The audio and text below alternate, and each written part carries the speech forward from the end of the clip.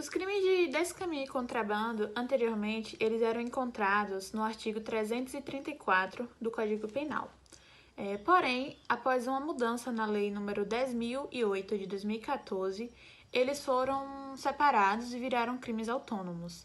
No caso, o artigo 334 fala sobre o crime de descaminho e o artigo 334-A fala sobre o crime de contrabando.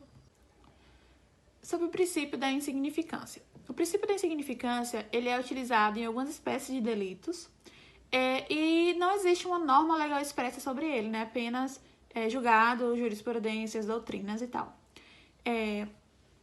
O princípio, né, de acordo com o doutrinador Yuri Carneiro, ele foi construído em função da necessidade de evitar-se que fosse aplicado uma pena, né, a casos onde a lesão ela fosse insignificante ao bem jurídico e que geram mínima ou nenhuma perturbação social, né, decorrente do princípio da proporcionalidade. O crime de contrabando ele é consumado quando a mercadoria proibida ela entra ou sai do território nacional.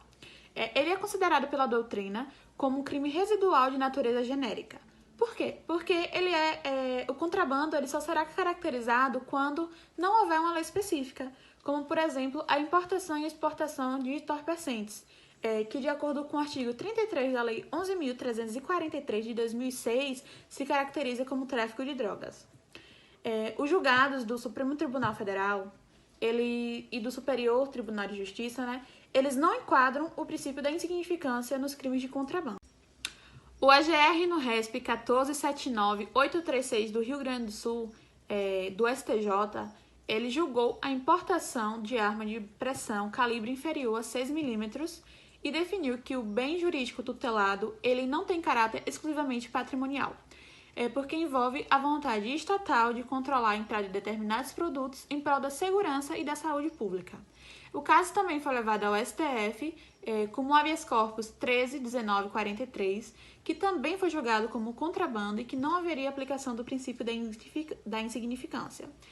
No caso, o STJ e o STF eles levaram em consideração que o contrabando, né, dessa arma ele não envolvia apenas caráter patrimonial, e sim a segurança e a saúde pública. O princípio ele foi introduzido no sistema penal pelo alemão Klaus Roxen e baseia-se na ideia de que o sistema penal ele não deve se preocupar com acontecimentos pequenos, e sim com condutas de maior lesividades. Agora eu vou falar sobre o crime de descaminho e a aplicação do princípio da insignificância nesse crime. Esse delito se encontra no artigo 334 do Código Penal e o seu caput traz que iludir no todo ou em parte o pagamento de direito ou imposto devido pela entrada, pela saída ou pelo consumo de mercadoria.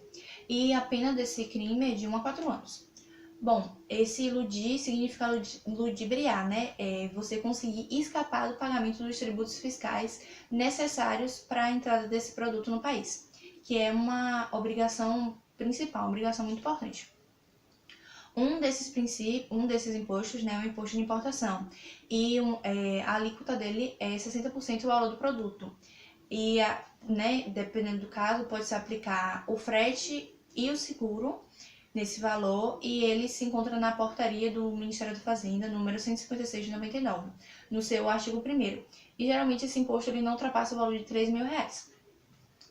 Continuando, a aplicação do princípio da insignificância nesse crime em questão, ele se dá devido ao artigo 20 da Lei 10.522 de 2002, que ele traz, né, ele discorre sobre o cadastro informativo dos créditos não quitados de órgãos e entidades federais. Ou seja, ele diz que quando a pessoa ela tem um débito igual ou inferior a R$10.000, se vai procurar outras vias de resolução desse débito e não a via penal, por causa da questão da mínima intervenção do Código Penal na sociedade. A gente tem que procurar ele no último caso. Então, o Superior Tribunal, ele vendo essa questão, achou que seria melhor a aplicação do princípio da insignificância nesse crime em questão. A diferença é que para o crime de descaminho, o valor máximo, né, o teto, é de até R$20.000. E ele foi fixado pela terceira seção do Superior Tribunal de Justiça e ele discorre basicamente que incide o princípio da insignificância aos crimes tributários federais de descaminho, quando o débito tributário verificado não ultrapassar o limite de R$ 20.000, a teor disposto no artigo 20 da Lei 10.522 de 2002, como as atualizações efetivas pelas portarias 75 e 30, ambas do Ministério da Fazenda. Para ficar mais claro, um exemplo de descaminho seria a pessoa, ela vai para o Paraguai, onde lá ela consegue encontrar produtos mais baratos e faz uma compra em atacado de roupas. E ela consegue entrar no país, seja por rio ou por terra, sem passar pela alfândega, né? E sem pagar os impostos devidos por essa roupa. Então, ela responderia por esse crime. A pessoa que está consumindo essa, que, né, posteriormente vai comprar essa roupa e sabe que a pessoa que comprou cometeu esse crime, ela também vai responder pelo artigo 334 do Código Penal e é um crime que ele fere basicamente questões fiscais, não fere outras questões sociais, basicamente questões fiscais, e por isso se é aplicável o princípio da insignificância. O crime de contrabando, ele é encontrado no artigo 334-A do Código Penal. É um crime que pode ser cometido por qualquer pessoa contra o Estado e ele configura-se, né, como a exportação ou importação de mercadorias proibidas por lei. Essa lei, né, o crime, o artigo em si, é uma lei penal em branco. Ou seja, para saber quais são essas mercadorias proibidas, é necessário uma regulamentação por meio de decreto ou portaria.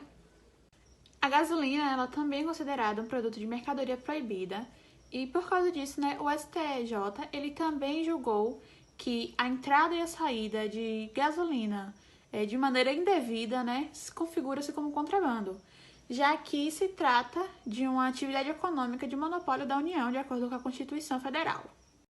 Bom, para concluir, eu vou trazer um exemplo para diferenciar mais essa questão do crime de contrabando e do crime de descaminho.